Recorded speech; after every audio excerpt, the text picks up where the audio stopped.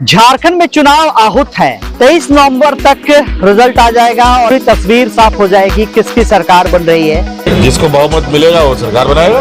BJP आने वाला है और जबरदस्त आने वाला है। झारखंड को चारों तरफ से लूटा जा रहा है। बीसीएल लूट रही है, नगर निगम लूट रही है, शासन प्रशासन के लोग लूट रहे हैं, यहाँ की खनिज संपदा लूट रही है। आदिवासी का मतलब जो सबसे पहले मालिक थे।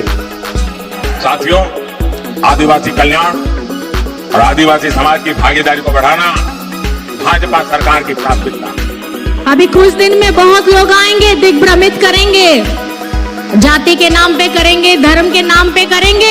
हम लोग काम चुनते हैं, उसको पूरा करने की तैयारी करते हैं। ये ऐसा एजेंडा चुनते हैं और उसको ना पूरा हो इसकी तैयारी करते हैं। उसी का नाम झारखंड मुक्ति मोर्चा है। लोगों पर आरोप लगाना बहुत आसान है, लोगों को लगता है, लेकिन जो काम करता है वो दिखता है।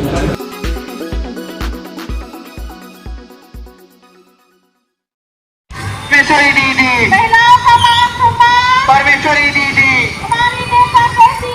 परमेश्वरी दीदी। नमस्कार, जोहार, मैं पंकज आर्य और आप देख रहे हैं आर्य न्यूज झारखंड। इस वक्त मैं बुंडू अनुमंडल कार्यालय के ठीक समीप मौजूद हूं। हालांकि यह संध्या का समय है, लेकिन अब भी जो है चुनावी प्रक्रिया का जो कार्य है, व्यस्त कार्य जो है प्रशासनिक पदाधिकारी और कर्मचारियों के द्वारा किया जा रहा है। मैं बताऊं कि आज सुबह से ही यहाँ पे आज नामांकन की प्रक्रिया पूरी की जा रही थी। इसी दौरान कई प्रत्याशियों ने नामांकन कराया है और मैं बताऊं कि दिलचस्प था जिस तरह से एनडीए की मजबूती को लेकर बात हो रही थी। एनडीए किस तरह से मजबूत होगा, यहाँ पर इस बात को लेकर काफ़ी ज़्यादा चर्चाएं थी।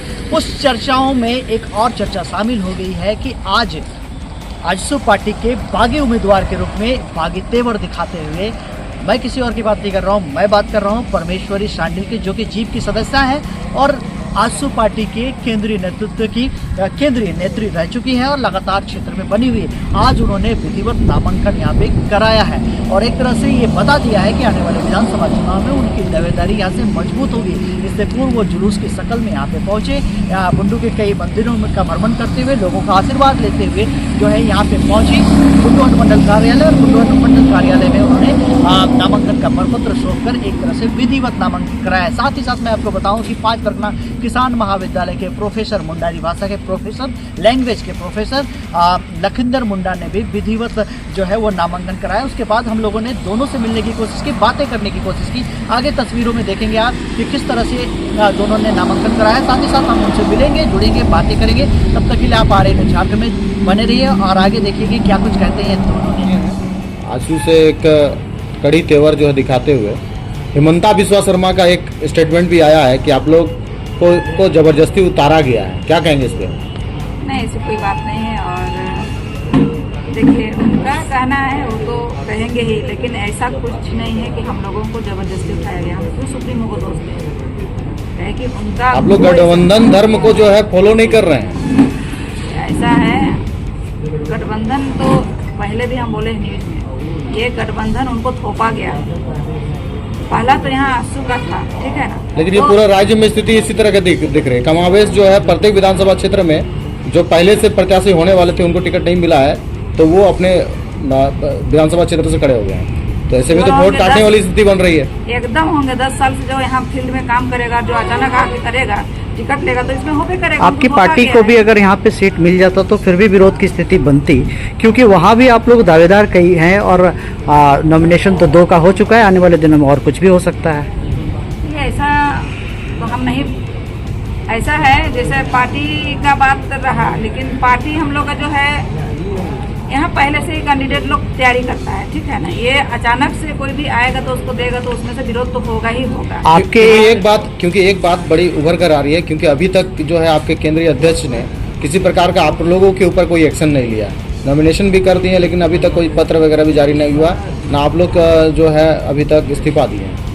हम इस्तीफा भी दे दिए हैं, जब हम नामांकन कॉपी खरीदने से पहले ही हम इस्तीफा दे दिए हैं, ठीक है। लेकिन उसकी स्वीकृति अभी तक नहीं हुई है। स्वीकृति हो गई है, वो सुरेश जी को हम भेज दिए हैं, उन्होंने देखा है। अच्छा मैडम, बताइए कि चुनाव को लेकर क्या मुद्दा है जो आप?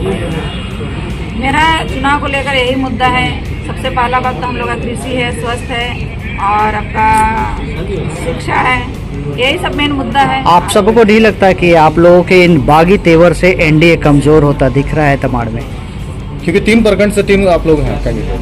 इसमें इसमें बागी होने की क्या बात है? बागी तो हम लेकिन लोग है ही नहीं। गठबंधन धर्म से क्योंकि तो आप लोग पीछे हट रहे हैं। क्या चाहते सबसे हैं, पहला क्या बात, चाहते हम हैं, यहाँ मेहनत किए हैं, इसीलिए हम लोग यहाँ उतरे हैं। क्या चाहते हैं? एनडीए की सरकार नहीं बने झारखंड में? ऐसा क्या, हम हमरा बोलने से क्या सरकार रुक जाएगी? नहीं नहीं, अगर यहाँ से विधायक नहीं होगा एनडीए का तो दिक्कत तो है ना।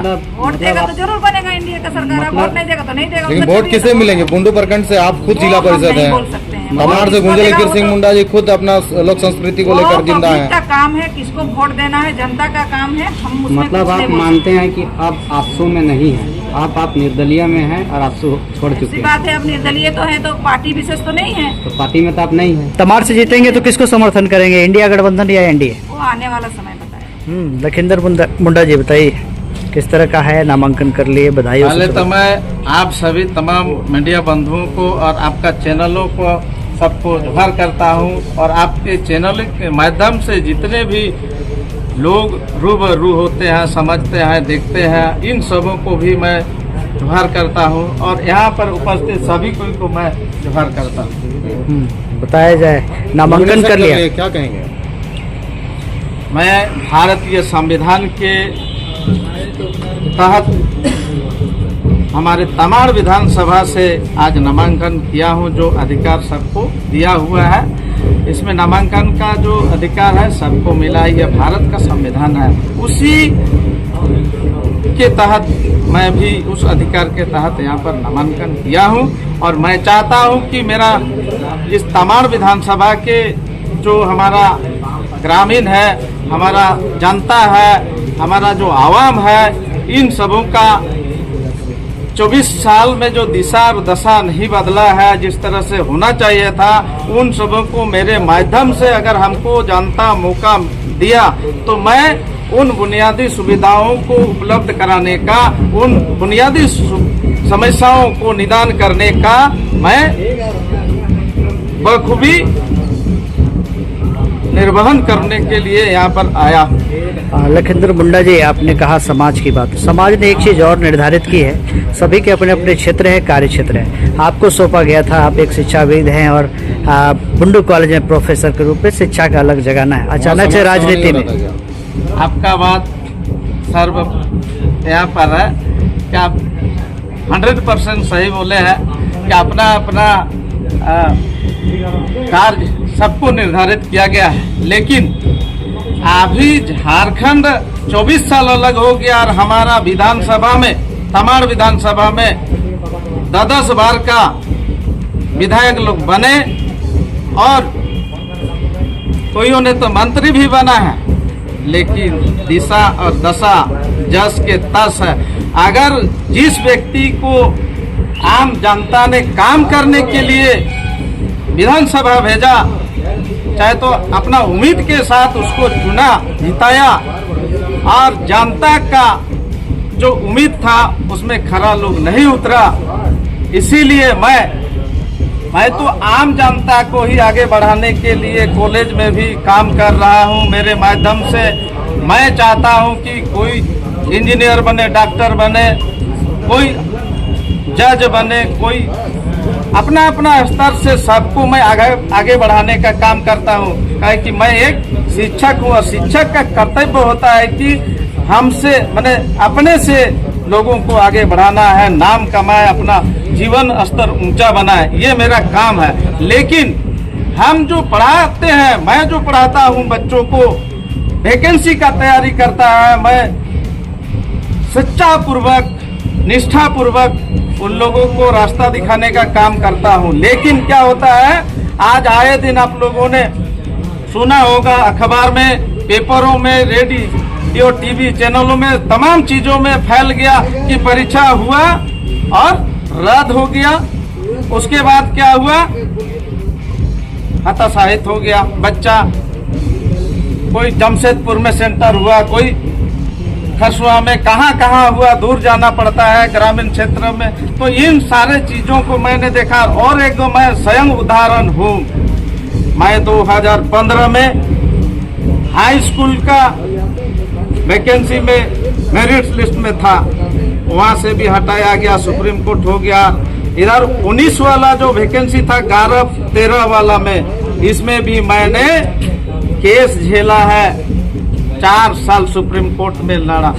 वह नियमावली के चलते, वह नियमावली विद्यार्थी नहीं बनाता है, नियमावली बनाने वाले लोगों के ऊपर कुछ कार्रवाई नहीं होता है। नियमावली साहब लोग बनाते हैं और गड़बड़ हो जाता है, जिसका खामियां हमारे झारखंड के तमाम विद्यार्थियों को झेलना पड़ता है।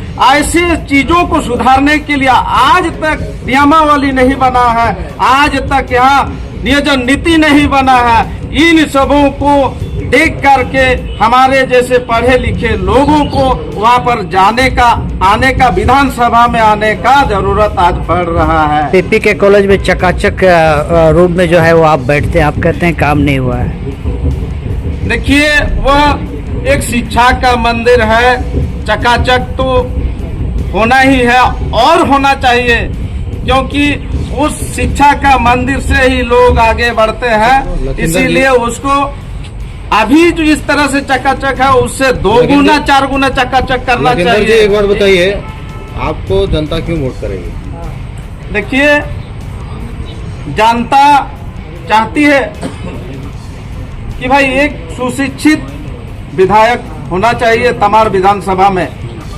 आज आपको एक चीज बता दे कि प्रखंड स्तर से प्रखंड में भी पढ़ा लिखा लोग वीडियो बनते हैं, अंचल में पढ़े लिखे सीओ बनते हैं। अब थाना जाएंगे तो थानादार भी आपका पढ़े लिखे हैं, डीएसपी भी आपका पढ़ा लिखा है, और आपका अनुमंडल में भी यहाँ पढ़ा लिखा एलडीओ है, डीएसपी भी, सारे तमाम चीज, डीसी भी आपका पढ़ा लिखा होते हैं।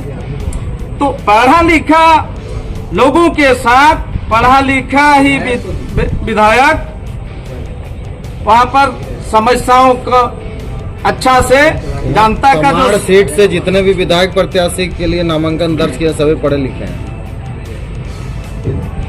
सही बोले हैं, लेकिन पढ़े लिखे तो है, शिक्षक नहीं है। कौन सा चीज है आपके अंदर में जिसको देखकर पब्लिक वोट देगी?